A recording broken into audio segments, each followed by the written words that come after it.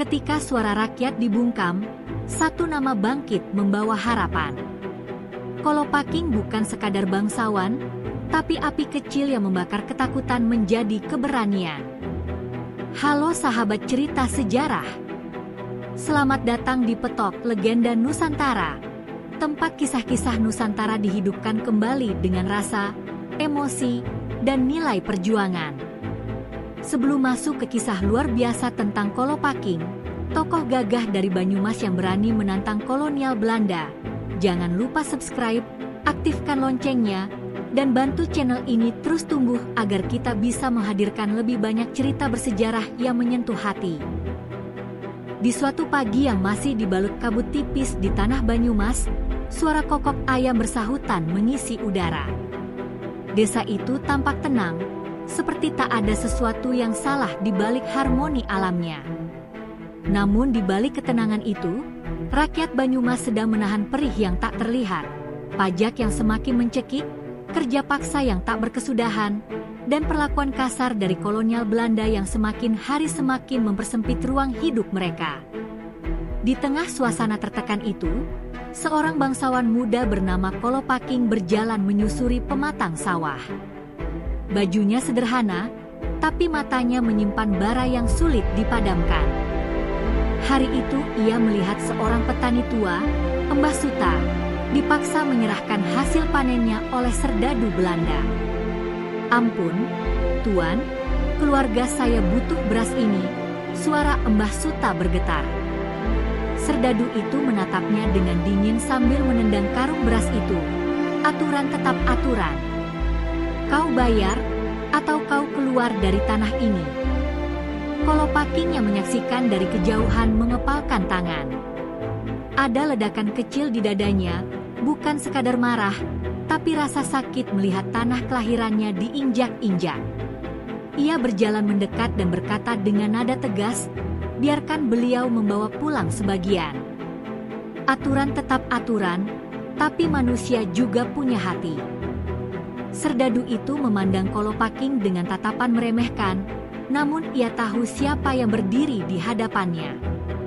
Dengan cemberut, ia pergi sambil menggerutu. Saat itu, tanpa Kolopaking sadari, benih perlawanan telah tumbuh dalam dirinya, menunggu saat tepat untuk meledak menjadi ombak besar. Sepulang dari sawah, Kolopaking duduk di beranda rumahnya. Ia memandang kejauhan, melihat desa yang selama ini ia cintai. Mengapa mereka harus hidup seperti ini? Gumamnya. Tak lama kemudian, datanglah ibunya, Nyi Raraswati, membawa secangkir teh hangat. "Anakku," ucapnya lembut, "kau terlihat gelisah belakangan ini." Kolopaking menghela napas panjang. "Bu, rakyat semakin terjepit.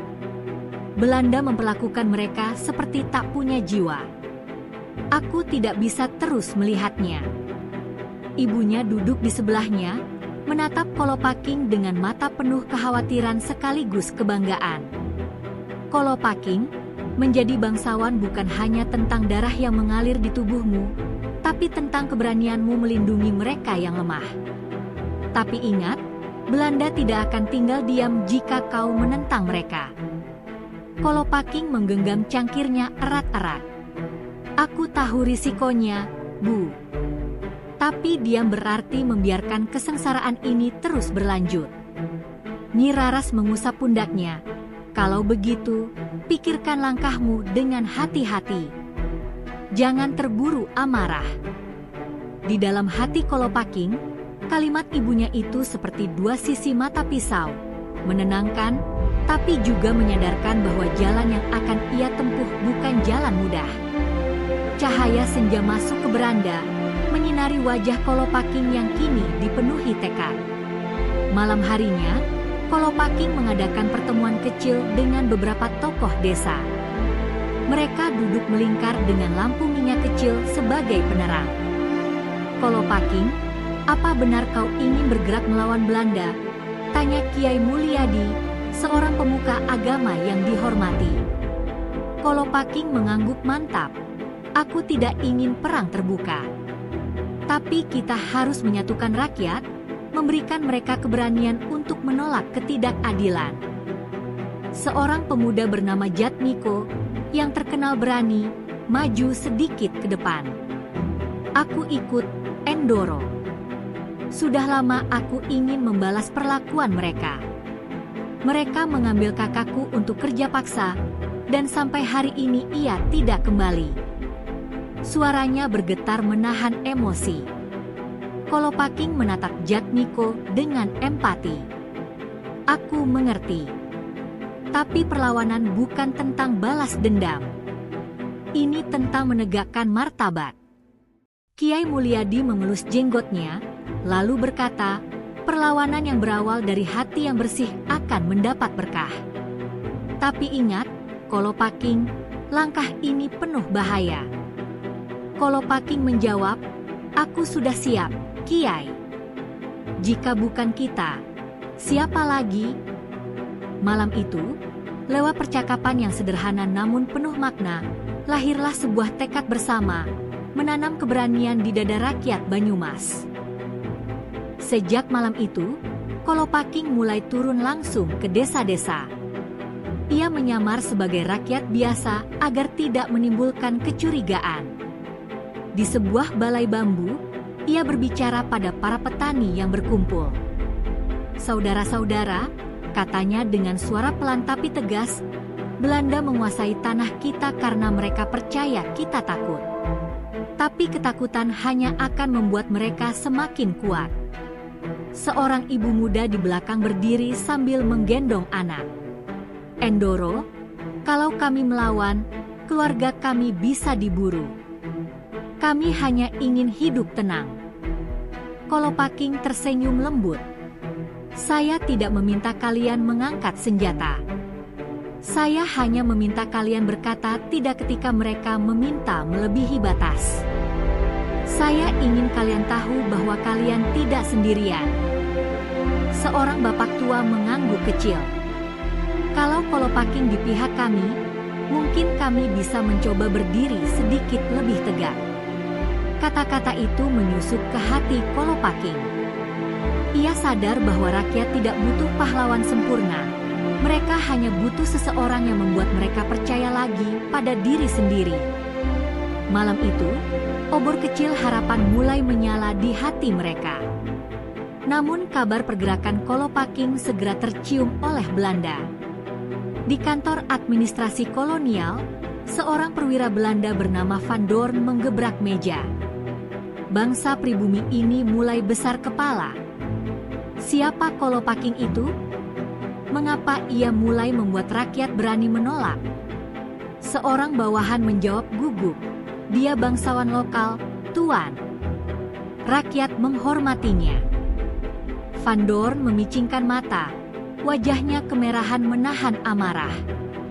Kalau begitu, kita harus membuatnya menjadi contoh. Tangkap dia, atau buat rakyat takut mendekatinya. Perintah itu meluncur begitu saja, tapi dampaknya akan mengguncang seluruh Banyumas. Sementara itu, di rumah Kolopaking, ia tengah bersiap tidur ketika Jatmiko datang terburu-buru. Endoro, Belanda mulai mengincar panjenengan. Kita harus bersiap. Kolopaking menghela napas panjang, namun senyum tipis muncul di wajahnya. Aku sudah tahu hari ini akan datang. Ia berdiri, menatap sawah luas yang diterangi bulan. Jika perlawanan ini harus dimulai dengan menangkapku, maka biarlah begitu. Aku tidak akan lari. Dan malam itu, tanpa mereka sadari, badai besar mulai mendekat. Pagi itu angin Banyumas terasa lebih berat dari biasanya. Bukan karena cuaca, tapi karena kabar tentang pengejaran terhadap Kolopaking mulai menyebar dari satu desa ke desa lain. Di pasar kecil, para pedagang berbisik-bisik, seolah takut kata-kata mereka didengar angin yang membawa mata-mata Belanda. Kolopaking sendiri sudah menyadari situasi itu, namun bukannya bersembunyi, ia malah keluar berjalan di jalan tanah yang biasa dilewati rakyat. Endoro, panjenengan tidak takut, Tanya seorang pedagang ikan, suaranya gemetar. Kolopaking hanya tersenyum tipis. Takut itu wajar. Tapi kalau ketakutan menguasai hidup kita, Belanda akan menang sebelum perang dimulai. Kata-katanya sederhana, namun menusuk. Di sisi lain, beberapa serdadu Belanda tampak sibuk menggeledah rumah-rumah. Mereka menanyakan keberadaan Kolopaking dengan nada penuh ancaman. Seorang wanita tua yang ditanya mencoba menutupi kegugupannya. "Saya tidak tahu, Tuan. Kolopaking jarang lewat sini." Serdadu itu menatapnya curiga, lalu merampas keranjang sayurnya sebelum pergi. Ketika Kolopaking melihat kejadian itu dari kejauhan, dadanya terasa sesak. Berapa lama lagi rakyat harus hidup dalam ketakutan seperti ini, gumamnya. Dan saat itu juga, ia memutuskan bahwa perjuangannya tidak bisa lagi setengah-setengah.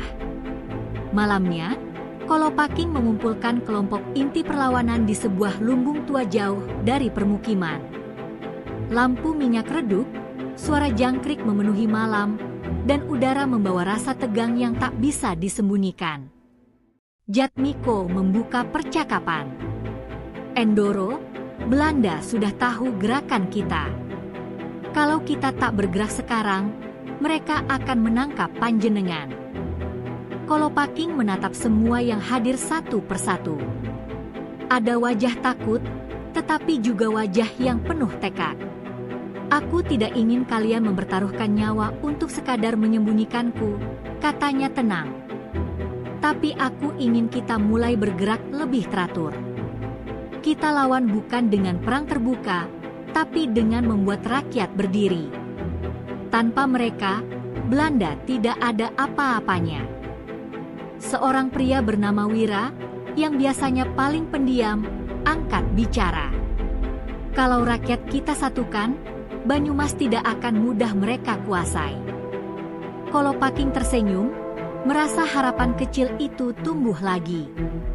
"Tepat sekali. Kita bukan pemberontak tanpa arah. Kita adalah penjaga tanah kita sendiri." Dalam hati, setiap orang yang hadir malam itu merasakan sesuatu berubah, bukan sekadar keberanian, tapi keyakinan bahwa mereka akhirnya memiliki tujuan yang sama. Keesokan harinya, pertemuan-pertemuan kecil mulai diadakan diam-diam di berbagai sudut desa. Ada yang bertemu di gubuk padi, di tepian sungai, bahkan di bawah pohon besar yang menjadi tempat bermain anak-anak. Kolopaking selalu hadir, meski harus berpindah-pindah dengan cepat agar tidak mudah dilacak Belanda. "Saudara-saudara," katanya dalam salah satu pertemuan, "rakyat yang bersatu adalah kekuatan terbesar di dunia. Mereka bisa merampas tanah kita, tapi tidak bisa merampas tekad kita." Seorang pemuda mengacungkan tangan. "Tapi Endoro, apa yang harus kita lakukan kalau Belanda memaksa mengambil hasil panen?" Kolopaking menjawab dengan lembut, "Tolak dengan cara yang damai. Jika mereka memukul, kita tidak membalas dengan pukulan. Kita bukan penjahat. Kita adalah rakyat yang menuntut hak." Namun meski kata-kata itu menenangkan, ketegangan tetap terasa. Mereka tahu Belanda tidak akan tinggal diam jika rakyat mulai melawan, meskipun secara damai. Di kejauhan, suara langkah-langkah pasukan kolonial terdengar semakin sering. Tetapi perlawanan sudah terlanjur tumbuh, dan tidak ada lagi yang bisa mematikannya. Ketegangan memuncak ketika suatu sore Belanda melakukan razia besar-besaran di sebuah desa tempat Kolopaking sering mengadakan pertemuan.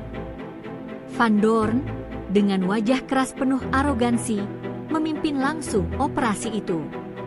"Cari dia! Tangkapi siapapun yang terlihat mencurigakan," teriaknya. Suasana desa menjadi kacau. Anak-anak berlari pulang sambil menangis, para ibu menutup pintu rumah rapat-rapat, dan para pria desa mencoba melindungi keluarga mereka. Kolopaking yang berada tidak jauh dari sana segera menghampiri Jatmiko. "Kita harus menenangkan mereka," katanya. Jatmiko mengangguk dan keduanya menyelinap masuk ke desa lewat jalur belakang. Di sebuah rumah bambu, Kolopaking menenangkan warga yang ketakutan. "Tenang, aku ada di sini. Kita tidak akan biarkan mereka semena-mena." Seorang ibu menangis sambil memeluk anaknya. "Endoro, mereka akan membunuh kami. Kami takut." Kolopaking menggenggam bahunya. "Selama kita bersama, mereka tidak bisa seenaknya." Namun tak jauh dari rumah itu, Van Doorn mulai menggeledah dengan brutal. "Di mana dia?" teriaknya. Kolopaking tahu ia harus berhati-hati. Satu langkah salah bisa membuat seluruh desa menderita. Pada akhirnya, Kolopaking membuat keputusan berani. Untuk menyelamatkan desa dari kekacauan, ia keluar ke jalan utama dengan berdiri tegak. Rakyat yang melihatnya terperangah. "Endoro, jangan," bisik Jatmiko. Tetapi Kolopaking mengangkat tangan, menandakan semuanya tetap di tempat. Dengan langkah pasti, ia berjalan mendekati Van Doorn. Wajahnya tenang, meski matanya menyimpan badai. "Aku Kolopaking," katanya keras. Van Doorn menoleh dengan tatapan puas. Akhirnya, buruan rakyat ini muncul juga. Rakyat menahan napas. Kolopaking melanjutkan, "Jika kau ingin menangkap seseorang, tangkap aku. Jangan libatkan rakyat. Mereka tidak bersalah." Van Doorn menyeringai. "Berani sekali kau. Baiklah, kita akan lihat seberapa lama keberanianmu bertahan di penjara." Serdadu pun mulai mendekat.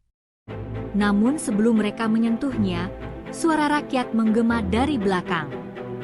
"Endoro tidak sendiri," teriak seseorang. Lalu suara lainnya menyusul.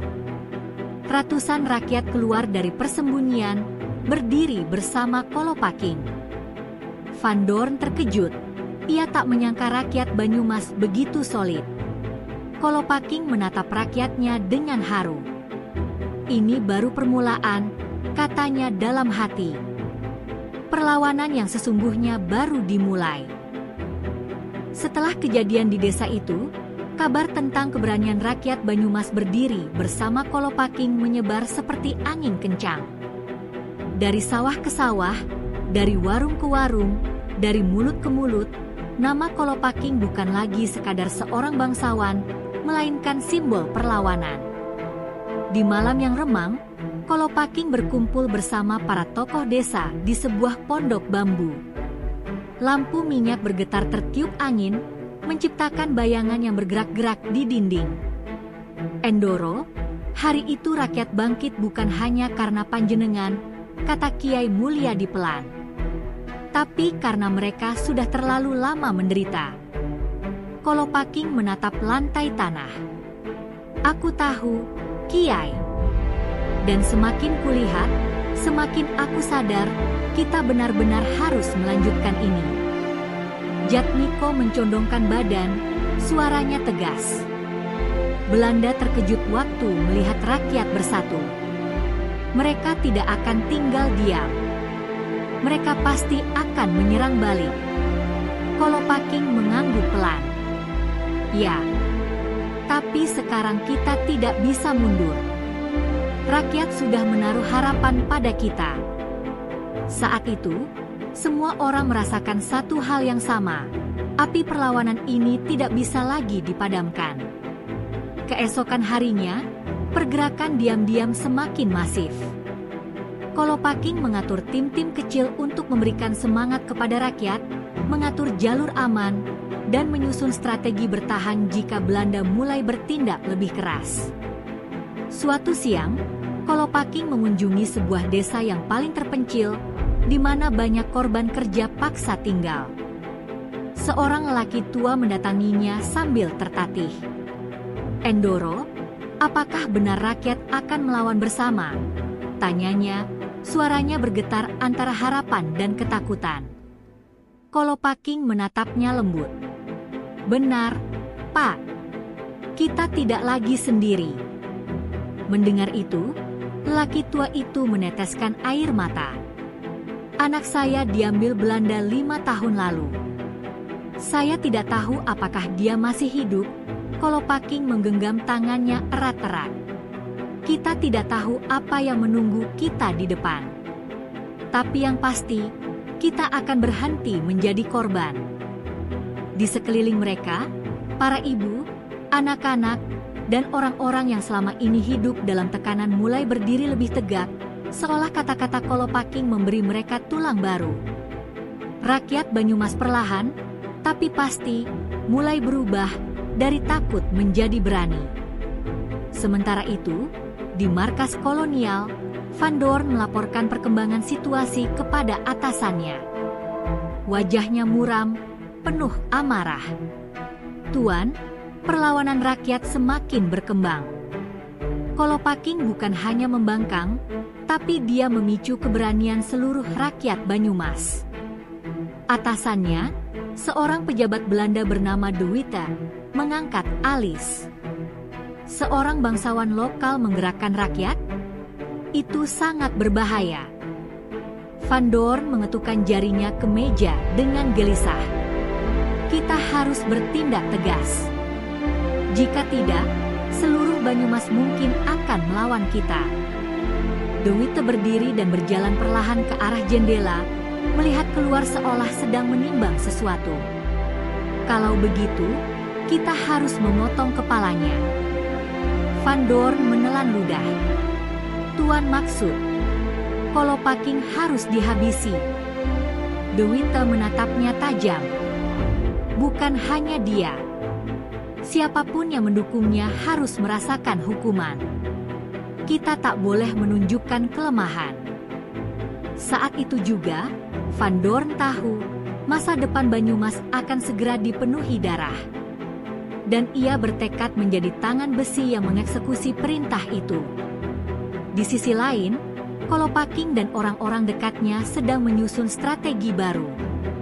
Mereka berkumpul di sebuah bukit kecil yang menghadap persawahan luas. Angin sore bertiup lembut, membuat rumput bergoyang pelan. Endoro, Wira memulai, Belanda pasti akan menyerang. Kita harus punya tempat perlindungan untuk rakyat jika itu terjadi. Kolopaking mengangguk. Aku sudah memikirkan hal itu.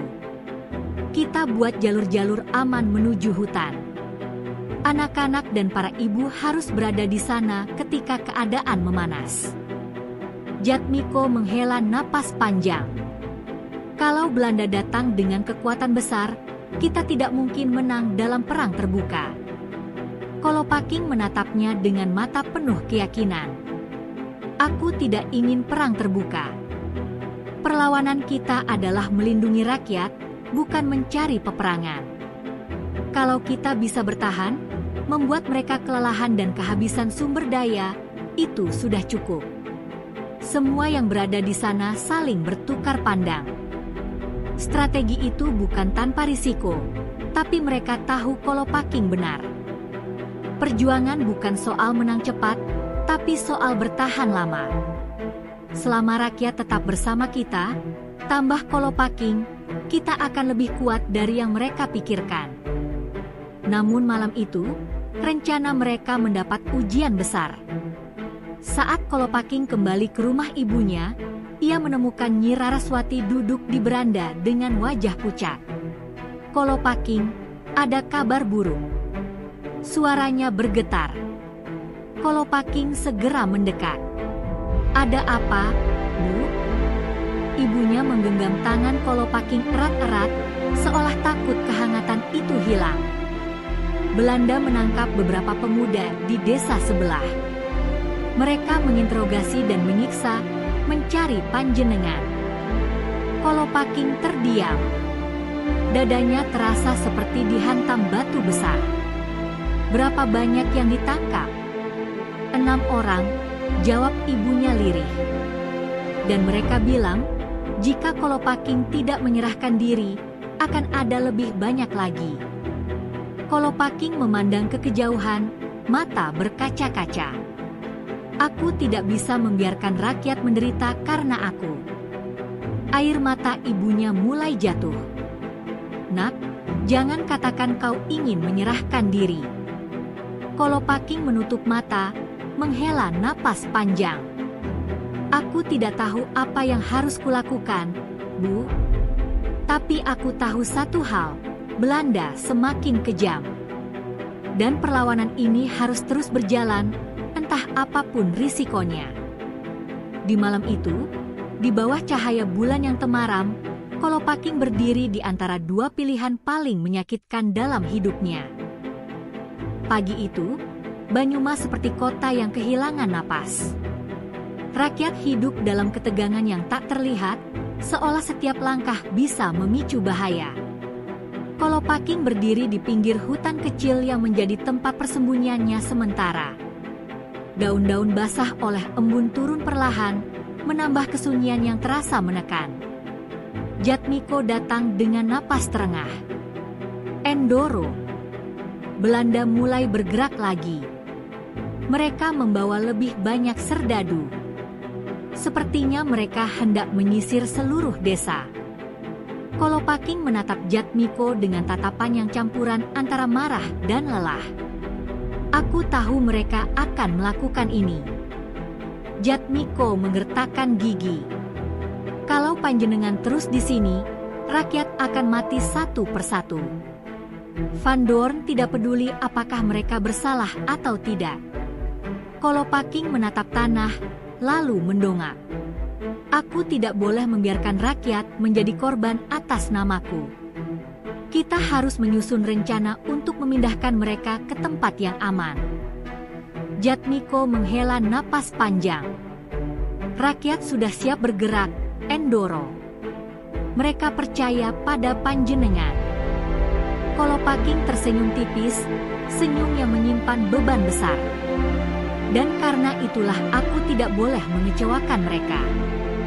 Sore harinya, Kolopaking mengumpulkan para pemuda dan beberapa tokoh desa. Mereka berkumpul di tepi sungai kecil yang terlindungi oleh rumpun bambu. Suara gemercik air menenangkan, namun suasana hati mereka jauh dari tenang. Saudara-saudara, Kolopaking memulai, Belanda semakin berani. Mereka menyiksa siapa saja yang mereka curigai. Kita harus memindahkan keluarga-keluarga ke hutan dan daerah terpencil. Seorang pemuda bernama Karsa mengangkat tangan. Endoro, bagaimana dengan rumah kami? Tanah kami. Kolopaking menghela napas. Rumah dan tanah bisa kita bangun kembali. Tapi nyawa tidak. Seorang ibu yang ikut hadir menangis pelan. Kami sudah siap berpindah, Endoro. Asal anak-anak kami selamat, Kolopaking menghampirinya dan berkata lembut, itu tujuan kita semua, Bu. Menyelamatkan generasi berikutnya. Wira kemudian menambahkan, kita juga butuh penjaga di setiap jalur menuju hutan. Jika Belanda mengejar, kita bisa memperlambat mereka. Kolopaking mengangguk. Kita tidak melawan dengan pedang atau bedil. Kita melawan dengan kecerdikan dan kesabaran. Rakyat yang mendengarnya mulai merasakan keberanian baru, meski ketakutan masih membayangi mereka. Namun ketegangan memuncak ketika keesokan paginya terdengar suara teriakan dari ujung desa. Serdadu Belanda tiba-tiba masuk dengan membawa obor dan senjata. Mereka memaksa membuka pintu-pintu rumah. Tangkap siapapun yang mencurigakan. Kolopaking harus ditemukan hari ini, teriak Van Doorn. Api mulai membakar beberapa lumbung padi. Asap membumbung tinggi. Rakyat menjerit, berlari menyelamatkan diri. Kolopaking yang melihat dari bukit kecil menahan amarah yang membakar dadanya. Van Doorn, kau benar-benar melewati batas, bisiknya. Tanpa berpikir panjang, ia turun ke desa bersama Jatmiko dan Wira. Endoro, ini berbahaya, seru Jatmiko. Aku tidak bisa diam melihat rakyatku dibakar, jawab Kolopaking, langkahnya cepat dan penuh keberanian. Ketika mereka sampai, suasana sudah kacau. Seorang bapak tergeletak setelah dipukul serdadu. Anak-anak menangis mencari ibu mereka. Kolopaking langsung membantu seorang ibu yang terjatuh. "Ayo Bu, kita ke tempat aman," katanya sambil mengangkatnya. Ibu itu menangis. "Endoro, desa kita habis," Kolopaking menggenggam tangannya. "Selama kalian hidup, Banyumas masih ada." Di tengah kekacauan itu, Van Doorn akhirnya melihat Kolopaking. Tatapan mereka bertemu di tengah asap yang mengepul. "Kolopaking," teriak Van Doorn dengan nada penuh kebencian. "Akhirnya kau muncul juga." Kolopaking berdiri tegak, meski debu dan asap menutupi wajahnya. "Hentikan ini, Van Doorn. Rakyat tidak bersalah." Van Doorn tertawa keras. "Mereka bersalah karena mendukungmu. Kau akar pemberontakan mereka." Kolopaking maju selangkah. "Kalau kau mau menangkap seseorang, tangkap aku. Lepaskan rakyat." Jatmiko panik. "Endoro, jangan." Wira ikut maju mencoba menahan. Tapi Kolopaking hanya mengangkat tangan, memberi isyarat agar mereka mundur. Van Doorn memicingkan mata. "Menyerahkan diri? Sekarang? Setelah membuat seluruh Banyumas kacau?" Kolopaking menatapnya dalam-dalam. "Aku tidak akan biarkan kau menyentuh satu rambut pun dari rakyatku lagi." Van Doorn tersenyum sinis. "Bawa dia," teriaknya. Namun sebelum serdadu mendekat, ratusan rakyat tiba-tiba muncul dari belakang rumah-rumah dan reruntuhan. Mereka berdiri membentuk lingkaran besar, memisahkan Kolopaking dari para serdadu.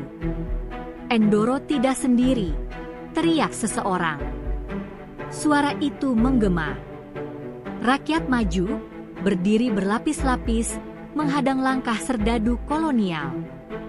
Van Doorn tak menduga ini. "Minggir," teriaknya. Namun tidak ada satu pun yang bergeser. Seorang pemuda berseru, "Kalau kalian ingin Kolopaking, kalian harus melewati kami dulu." Serdadu menodongkan senjata, tapi rakyat tetap tidak mundur. Kolopaking berdiri di tengah mereka, dadanya penuh rasa bangga sekaligus takut. "Kembalilah. Jangan korbankan diri kalian," serunya. Tapi seorang lelaki tua mendekat dan berkata pelan, "Endoro, sudah cukup panjenengan berkorban sendiri. Sekarang giliran kami." Kata-kata itu membuat Kolopaking terdiam. Tangis hampir pecah dari matanya. Di satu sisi, ia ingin melindungi rakyat. Di sisi lain, ia menyadari bahwa keberanian rakyat itu adalah buah dari perjuangannya sendiri. Ketika Van Doorn memerintahkan serdadu untuk maju, rakyat mulai bergerak. Mereka tidak membawa senjata, hanya bambu, batu, atau bahkan tangan kosong. Tapi keberanian mereka jauh lebih tajam dari pedang manapun. Hari itu, di desa yang mulai terbakar, Kolopaking melihat sesuatu yang tak pernah ia bayangkan. Rakyat Banyumas berdiri bukan karena dipaksa, tetapi karena cinta pada tanah mereka dan pada pemimpin yang mereka percayai. Api perlawanan itu telah menjadi badai, dan Belanda tidak lagi berhadapan dengan satu orang, tapi seluruh Banyumas. Senja terakhir di tanah Banjarnegara itu terasa berbeda. Seolah langit ikut mendengar riuhnya perlawanan rakyat yang tak lagi dipimpin oleh Kolopaking secara langsung. Namun semangatnya masih terasa sekuat hari pertama. Di sebuah balai bambu yang mulai rapuh, seorang pemuda berdiri dan berkata lantang, "Kita gagal menangkap semua pasukan Belanda, tapi kita berhasil membuat mereka takut untuk menyentuh tanah ini lagi." Suaranya bergetar, tapi bukan oleh rasa takut, melainkan oleh kebanggaan. wajah-wajah para petani, pedagang, dan nelayan yang berkumpul tampak penuh harap. Di antara mereka, ada yang berbisik, seandainya Kolopaking masih ada, pasti dia bangga melihat kita bertahan sejauh ini. Udara desa terasa berat, namun juga hangat, seperti pelukan dari masa lalu. Perjuangan belum selesai, tetapi api yang Kolopaking tinggalkan masih menyala, menolak untuk padam. Semua orang tahu, perlawanan itu bukan lagi soal satu orang, melainkan tentang sebuah warisan.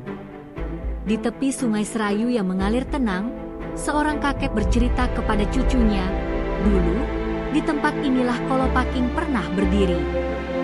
Dia bilang pada kami, kalau kalian takut, Belanda akan menang. Tapi kalau kalian berani, meski hanya dengan bambu runcing, kita sudah menang sebelum bertarung." Sang cucu memandang air sungai yang memantulkan cahaya senja dan bertanya polos, "Kakek waktu itu takut tidak?" Kakek itu tertawa getir, takut sekali. Tapi kata-katanya membuat kakek merasa lebih hidup. Air mata hampir jatuh di sudut matanya, namun dia tahan, karena kenangan itu terlalu berharga untuk ditangisi. Kakek itu lalu menambahkan, "Nak, yang membuat Kolopaking hebat bukan pedangnya, tapi hatinya. Dia mengajarkan kita bahwa keberanian itu menular."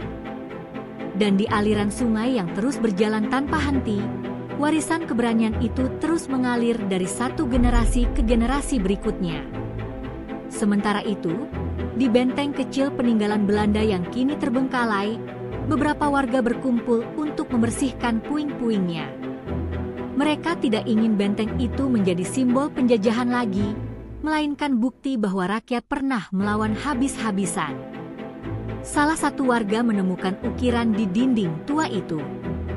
Ia mengusap debu dan membaca pelan, bukan tentang kemenangan, tapi tentang kehormatan. Semua orang terdiam. Ukiran itu tidak diketahui siapa yang membuatnya, tetapi seakan menjadi pesan yang Kolopaking tinggalkan. Seorang ibu berkata, "Aku ingat ketika Kolopaking datang ke pasar dan memberikan kami harapan bahwa Belanda tidak akan menguasai hidup kami. Dia berkata, harga diri tak bisa dibeli, Bu." Dan kata-kata itu masih kubawa sampai hari ini. Semua orang mengangguk pelan, meresapi bahwa apa yang mereka lakukan hari ini bukan hanya untuk mengenang, tapi juga menjaga agar nilai itu tidak hilang di telan waktu. Malam turun pelan, dan di sebuah bel desa, para sesepuh berkumpul untuk memutuskan bagaimana mereka menjaga kisah ini tetap hidup. Salah satu sesepuh, dengan suara yang mulai bergetar karena usia, berkata, "Anak cucu harus tahu bahwa dulu kita punya pahlawan yang berani menantang senjata dan kekuasaan demi tanah ibu ini."